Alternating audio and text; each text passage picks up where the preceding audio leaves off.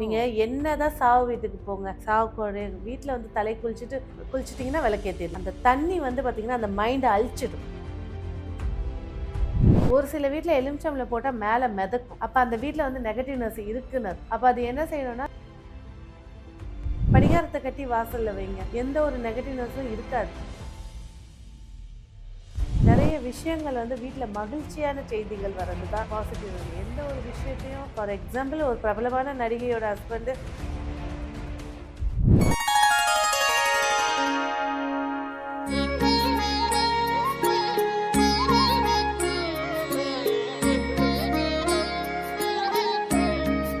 Sri Varahi TV நேயர்களுக்கு வணக்கம். இந்த காணொளியில நம்ம கூட அஸ்ட்ராலஜர் ரேவதி ராஜேஷ் கண்ணா இருக்காங்க. நெறைய விஷயங்கள் மக்களுக்கு தேவை உள்ளதா டிப்ஸ் நெறைய குடுத்துக்கிட்டு இருக்காங்க. ஸோ அந்த வகையில இன்னைக்கு வந்து நம்ம ஒரு முக்கியமான விஷயத்த பத்தி பார்க்க போறோம். வணக்கம் மேம். வணக்கம். அதாவது நெகட்டிவ் வைப்ரேஷன்ஸ் அப்படின்னு சொல்லுவாங்க. இது 2 விதமா கூட கேட்கலாம். சில பேர் சொல்லுவாங்க, வீட்டுக்குள்ளேயே வந்து நெகட்டிவிட்டி நெறையா இருக்கு அப்படின்னுவாங்க. சில பேர் வந்து நான் ஒரு குறிப்பிட்ட ஆட்களோட பழகும்போது எனக்கு அவங்க கிட்ட இருக்க நெகட்டிவிட்டி வந்து என்கிட்ட வர மாதிரி இருக்குன்னுலாம் சொல்லுவாங்க. ஸோ ஃபர்ஸ்ட் கொஸ்டின் நம்ம வீட்ல வந்து பொதுவா நெகட்டிவ் வைப்ரேஷன்ஸ் இருக்கு அப்படின்றத எப்படி மேடம் தெரிஞ்சுக்கலாம்? ஃபர்ஸ்ட் விஷயம் பால் காய்ச்சும்போது பால் கெட்டு போறது. 2வது விஷயம் வந்து தீபம் வந்து ஃபேன் இல்லாம நம்ம ஏத்துவோம். அதுல வந்து அந்த தீபம் வந்து அணையறது பெரிய விஷயம் இல்ல. தீபத்துக்குள்ள இருந்து ஒரு தீஞ்ச ஸ்மெல் ஒண்ணு வரும். அது உன்னிச்சு கவனிச்சா அது தெரியும். 3வது விஷயங்கள் குழந்தைங்க அழுதுகிட்டே இருக்கிறது. என்னன்னே தெரியாம அழுதுகிட்டே இருக்கிறது. நம்ம சமாதானப்படுத்தினாலும் அழுதுகிட்டே ஏன்னா குழந்தைகளுடையக்கு வந்து அந்த வைப்ரேஷனுடைய விஷயங்கள் வந்து அது இரிட்டேஷன குடுத்துரும். 4வது பிராணிகள். பிராணிகளோட சம்மந்தமே இல்லாம கத்துறது. திடீர்னு ஒரு இறப்பு நடக்கிறது. கண்டிப்பாக அங்க ஒரு நெகட்டிவ் வைப்ரேஷன் இருக்குன்னு அர்த்தம். ஓகே. இது வந்து நீங்க பால் காய்ச்சறத வச்சு சொல்றீங்க. சில பேர் பார்த்தீங்கன்னா, நல்ல அம்சமான வீட்ல தான் இருப்பாங்க. ஆனா, நெறைய ஆட்கள் வந்து போற இடமா இருக்கலாம். அக்கம் பக்கத்தினரோட கண் திஷ்டியா இருக்கலாம். திடீர்னு வீட்டுக்குள்ள ஒரு மாரி சண்டைகள் நெறைய வரும். காசு சம்பாரிச்சா நிக்காது. ஏதாவது ஒரு வகையில நெகட்டிவிட்டி பூந்துடும். ஸோ, அத வந்து நம்ம எப்படி க்ளூவா எடுக்கிறது? கண்டிப்பா ஒரு நபர் வந்துட்டு போறதுக்கு அப்புறமா பிரச்சனைகள் இருக்கு. இப்போ ஒண்ணுமே இல்ல. இப்ப வீட்ல வந்து ஹஸ்பண்ட், ஒய்ஃப் வாழ்ந்துட்டு இருக்காங்க. ஒரு வயசானவர் வராரு. ஒய்ஃப இழந்தவங்க வராங்க. வந்து உட்காரும்போது நம்மளும் இப்படி தானே இருந்தோம். இப்ப இப்படி ஆயிட்டோம். அந்த வார்த்தை அந்த இடத்துல நெகட்டிவ்னஸ புரிய வைக்கும். அவங்களோட குமறல் அது. ம். அது அவங்க நல்லா இருக்கக்கூடாதுன்னு அவங்க சொல்லல. அந்த குமறல் அதுதான் கண் திருஷ்டின்னு நம்ம சொல்லக்கூடியது. நல்ல கண் திஷ்டின்னு எஸ். சொல்லுவோம். அந்த ஆமா. கண் திருஷ்டி. அது வந்து பார்த்தீங்கன்னா, அந்த இடத்துல ஒரு ஒரு கண்ணாடி போல உடைஞ்சிரும். சில விஷயங்கள் இஷ்யூஸ் ஆரம்பிக்கும். பிரச்சனைகள் எப்படி வந்துச்சுன்றதே தெரியாது. அதனால தான் என்ன செய்வாங்க, பெரியவங்க வீட்டுக்குள்ள வந்த உடனே தண்ணி எடுத்துட்டு வந்து குடுத்துருவாங்க. அந்த தண்ணி வந்து பார்த்தீங்கன்னா, அந்த மைண்ட அழிச்சிடும். ஓ! நீங்க என்னதான் சாவு வீட்டுக்கு போங்க.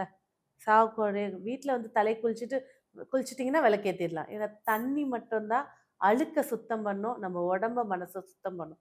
அதனால தான் வீட்டுக்குள்ள ஒருத்தர் வந்த உடனே ஒரு சொம்பு தண்ணி எடுத்து குடுக்குறது. என்ன வேணா பேசிக்கோ. அப்படியே உனக்குள்ளேயே போட்டும். அப்படிங்கிறது. தண்ணி குடுக்காத வீட்ல பிரேத சாபம் இருக்குன்னு அர்த்தம். ஓ! இதெல்லாம் வந்து பிரசன்னத்துல நாங்க போகும்போது எதுவுமே பேச மாட்டோம். ஏன்னா, என்ன இருக்குன்னு எங்களுக்கு க்ளூ கிடைக்கணும்ல. உட்கார்ந்திருக்கும்போது சிலர் பேசுவாங்க. நல்லா வரவேற்பாங்க. பிரசனம்லாம் போடுவோம். தண்ணி குடுக்க மாட்டாங்க. ஃபர்ஸ்ட்டு விஷயம் பிரசனம் போட்டோனே இந்த வீட்ல மூதாதையர் இறந்ததுக்கு திதி குடுக்கலைங்களா? ஒரு ஆன்மா பிரச்சனை இருக்குன்னா, ஆமான்னுவாங்க. ஏன்னா, அந்த சைன் வந்து அந்த நேரத்துக்கு அத எடுத்து காட்டும். அதுக்கு தான் யார் வீட்டுக்குள்ள பகைவனே வீட்டுக்குள்ள வந்தாலும் தண்ணி. ஒரு கிளாஸ் தண்ணி குடுத்துறணும். அப்ப அந்த திருஷ்டி அந்த வீட்ல இருக்காது. ஓகே. இப்போ இன்னொன்னு. இப்போ பொதுவா நெறைய பேர் சொல்லிட்டு இருக்க ஒரு விஷயம் ரொம்பவே ட்ரெண்டிங்கா போயிட்டு இருக்கிறது வந்து, கல்லுப்ப வந்து தண்ணீல கரைச்சு வீட்ட தொடைங்க. அத தொடைக்க தொடைக்க வீட்ல இருக்கக்கூடிய அந்த நெகட்டிவ் வைப்ஸ் போயிடும் அப்டின்றாங்களே மேம். ஆமா, கண்டிப்பா. கல்லுப்பு வந்து கிளென்ஸ் பண்ணக்கூடிய ஒரு விஷயம். கல்லுப்பு, படிகாரம் இதெல்லாம் படிகாரத்த கட்டி வாசல்ல வைங்க. எந்த ஒரு நெகட்டிவ்னஸும் இருக்காது. நீங்க ஒரு சில பேர் வந்து பேய் படம் பார்த்துட்டு உட்கார்ந்துருப்பாங்க. திடீர்னு ஒரு நிழல் போது, அந்த பயம் இருக்கும். அந்த இடத்துல படிகாரத்த வைங்களேன். அந்த மைண்ட சுத்தமா ஆஃப் பண்ணி குடுத்துரும். படிகாரத்துக்கும் அந்த வெள்ள எருக்கங்கட்டன்னு சொல்றாங்க பாருங்க. அந்த வெள்ள எருக்கங்கட்டைக்கும் அந்த கல்லு உப்பும் இருக்கிற இடத்துல எந்த ஒரு நெகட்டிவிட்டியும் இருக்காது. பாசிட்டிவிட்டியும் இருக்காது. நியூட்ரலா பண்ணி விட்டுரும் அந்த இடத்த. ஓ! அதனால தான் கல்லுப்பு போட்டு வீடு தொடைங்க. கல்லுப்பு, மஞ்சள் போட்டு வீடு தொடைங்க. ஏன்னா, அந்த அரோமாக்கு வந்து எந்த ஒரு விஷயத்தையும் உள்ள விடாது. மஞ்சள்னா முகத்துக்கு போடுற மஞ்சளா? இல்ல என்னது? முகத்துக்கு போடுற மஞ்சள் தான். கஸ்தூரி மஞ்சள் அரைச்சு வச்சிருக்கோம்ல, அந்த மஞ்சள் தான் பெஸ்ட்டு. ஓகே. இன்னொன்னு இப்போ வந்துட்டு வீட்ல வந்து இந்த கற்பூரத்த வச்சு கூட தொடச்சா நல்ல ஒரு பாசிட்டிவ் வைப் இருக்கும் அப்படின்னு சொன்னீங்க இல்லையா? வேற என்னென்ன விஷயங்கள் பண்ணா அந்த நெகட்டிவிட்டி வந்து கிளென்ஸ் ஆகும்? ஸோ வீடு துடைக்கிறதுக்கு ஃபர்ஸ்ட்டு தண்ணி சோப் போட்டு தொடைங்க. 2வது தண்ணி நார்மலா தான். 3வது தண்ணியில 1 ஸ்பூன் கோமியம், மஞ்சள் தூளு, கல் உப்பு, பன்னீரு, படிகாரம், பச்சை கற்பூரம். இதெல்லாம் போட்டு நல்லா ஒரு மிக்ஸியில ஒரு அரைச்சிங்கன்னா போதும். வெறும் 5 எம்எல் தான் அது இருக்கணும். எல்லாத்தையும் போட்டு அரைச்சது. அத தண்ணீல கலந்துட்டு வீட தொடைங்க. எப்படி இருக்குன்னு பாருங்க. ஒரு 3 வாட்டி தொடைங்க. வீடே கோவில் மாரி ஆயிடும். ஓகே. அதே மாதிரி வீட்ல வந்து ஒரு பாசிட்டிவ் வைப் இருக்குன்னா, ஒரு சில பிராணிகள் நமக்கு க்ளூ குடுக்கும் அப்டின்னுவாங்க. புறா வந்து வீட்டாண்ட அடிக்கடி வர்றது, சில பேர் ஜன்னலாண்டலாம் வந்து உட்காரும். முட்டைலாம் இடும். இதெல்லாம் ம். வந்து ஒரு பாசிட்டிவ் வைப்ன்றாங்களே. அது இடம் இல்லன்னு வந்து உட்கார்ந்துருக்கு. அது எப்படி பாசிட்டிவ் வைப்? பாசிட்டிவ் வைப் வந்து மனசோட மைண்ட் மட்டும் தான். நெறைய விஷயங்கள் வந்து வீட்ல மகிழ்ச்சியான செய்திகள் வர்றது தான் பாசிட்டிவ் இது. எந்த ஒரு விஷயத்தையும் இப்ப ஃபார் எக்ஸாம்பிள் ஒரு பிரபலமான நடிகையோட ஹஸ்பண்ட் ஆ புறாவானால தான் அந்த அப்ப அந்த அங்க புறா ஆமா. அதிர்ஷ்டம் தரலையா? அதுதான் சொல்ல வர்றது. மைண்ட் தான் முழுக்க முழுக்க. நம்ப மனசையும், நம்ப இருக்கிற வீட்டையும் எவ்ளோ பாசிட்டிவா எடுத்துக்கிறீங்களோ, நெறைய விஷயங்கள் நடக்கும். ஓகே. வேற இந்த மாதிரி வந்து இப்போ எப்படி சொல்றதுன்னு தெரியல. சில பேர் சொந்த பந்தமாவே இருக்கட்டுமே. மாமியாரா இருக்கலாம், இல்ல நாத்தனாரா இருக்கலாம், இல்ல சொந்த அக்கா, தங்கச்சியா கூட இருக்கலாம். சில பேர் வீட்டுக்குள்ள வந்துட்டு போவாங்க. போன உடனே அந்த ஃபேமிலில ஏதாவது ஒரு சண்டை வரும். சண்டைன்னா நான் தப்பா சொல்லல. Mild disturbance yeah! இருக்கும். ஸோ இந்த ஃப்ளக்சுவேஷன்ஸ் எல்லாம் போணும் அப்படின்னா, அது என்ன பண்றது? அதுக்கு தான் வாசல்ல விளக்கேத்துறது. வாசல்ல ஒரு பவுல்ல வந்து தண்ணி ஊத்தி பூ வைப்பாங்க. நம்ப என்ன சொல்லுவோம்னா, அந்த தண்ணிக்கு கீழ ஒரு ஏலக்காய், ஒரு பட்டை, கிராம்பு, பச்சை கற்பூரம், ஒரு எலுமிச்சம்பழம் போட்டு வை. மேல பூ வச்சுரு. தெரியாது வெளிய. அது போட்டு வச்சுட்டாலே போதும். எப்பேர்ப்பட்டவங்க நம்ம நெறைய சேனல்ல பார்த்தீங்க நெறைய படங்கள்ல பார்த்தீங்கன்னா, சாமி விளக்கு எரிஞ்சுட்டு இருந்தா பேய் வராது. அப்படியே நின்னுக்கும். அதே போல எந்த ஒரு நெகட்டிவ் தாட்ல ஒருத்தர் உள்ள வராங்க அப்படின்னா, அந்த வைப்ரேஷன தாண்டி வரும்போது அது 50% குறைஞ்சிரும். அதுதான் அதுல இருக்கக்கூடிய விஷயங்கள். வீட்டுக்குள்ளற வந்து கிளாஸ் டம்ளர்ல வந்து லெமன் போட்டு வைக்கிறது வந்து என்ன விஷயத்த குடுக்கும்? நெ நெகட்டிவ்னஸ ரிமூவ் பண்ணி குடுக்கும். ஏன்னா, நீங்க ஒரு கண்ணாடி கிளாஸ்ல தண்ணி ஊத்தி லெமன் வைக்கிறீங்க அப்டின்னா, கண்ணாடி கிளாஸ் அப்படிங்கிறது வந்து சந்திரன். அந்த தண்ணி வந்து சந்திர பகவானு, கண்ணாடி கிளாஸ் வந்து ராகு, லெமன் வந்து இது. எப்பேர்ப்பட்ட துர்ஆன்மாக்களா இருந்தாலும் சரி, இப்ப நாங்க ஹாரோஸ்கோப் பார்க்குறோம்னா, எங்களோட டேபிள்ல கண்டிப்பா அந்த கண்ணாடி டம்ளர்ல எலுமிச்சம்பழம் இருக்கு. எப்பேர்ப்பட்டதையும் அது உள்வாங்கிடும். அது எப்படி தெரியும்னா, எலுமிச்சம்பழம் போட்டோனே ஒரு சிலருக்கு உள்ள போய் இறங்கிரும். அப்ப அந்த இடத்துல நெகட்டிவ்னஸ் இல்லன்னு அர்த்தம். ஒரு சிலர் போட்ட உடனே மேல வந்துரும். அந்த இடத்துல அது இப்ப அது என்ன செய்யணும்? வாரத்துக்கு ஒரு வாட்டி இல்ல 2 நாளைக்கு ஒரு வாட்டி அத மாத்திக்கிட்டே இருக்கணும். அது உள்ள போய் இறங்குற வரைக்கும் மாத்திக்கிட்டே இருக்கணும். புரியல, புரியல. அதாவது வாரத்துக்கு 2 நாள் அது உள்ள போனதுக்கு அப்புறம் அதாவது மாத்திடணுன்றீங்க. எலுமிச்சம்பழம் நீங்க வந்து தண்ணிக்குள்ள போட்டீங்கன்னா, உள்ள போய் ஸ்டக் ஆயிடுச்சுன்னா ஓகே. வீட்ல நெகட்டிவ்னஸ் இல்ல, நல்லா இருக்குன்னு அர்த்தம். ஒரு சில வீட்ல எலுமிச்சம்பழம் போட்டா மேல மிதக்கும். அப்ப அந்த வீட்ல வந்து நெகட்டிவ்னஸ் இருக்குன்னு அர்த்தம்.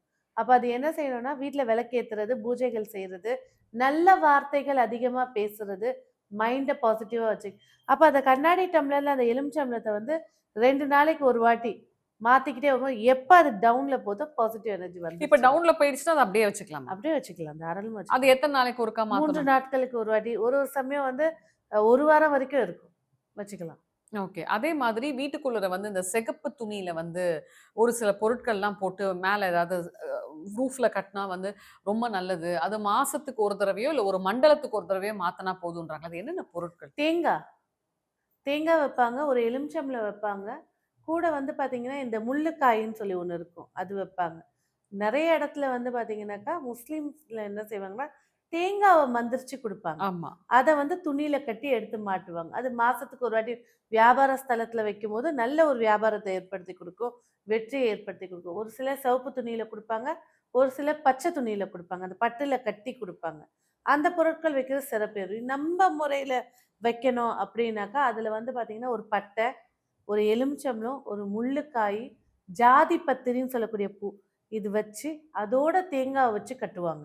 கட்டிட்டு, குலதெய்வ பேர 11 முறை சொல்லிட்டு, மஞ்சள், குங்குமம் வச்சு ஏத்தி கட்டுவாங்க. இது ஒரு விஷயங்கள் இருக்கு. இன்னொரு விஷயம் அந்த முஸ்லிம்ஸ் குடுக்கக்கூடியது. அது ரொம்ப பவர்ஃபுல்லா இருக்கும். அவங்க அந்த ஓதிட்டு, அத ப்ரே பண்ணிட்டு கட்டி குடுப்பாங்க. அது வைக்கிறதே நெறைய இடத்துல திஷ்டிகள உடைச்சிரும். ம்ஹ்ஹ்ம். வீட்ல வந்து எப்பவுமே வந்து சாம்பிராணியும், ஊதுவத்தியும் ஒரு நாளைக்கு ஒரு தடவையாவது போடுறது வந்து எப்பேர்ப்பட்ட நெகட்டிவிட்டிய மைனஸ் பண்ணும் அப்டின்றாங்களே மேடம். கண்டிப்பா ஊதுபத்திகள், தீபங்கள் காட்டுறது நன்மை தானே.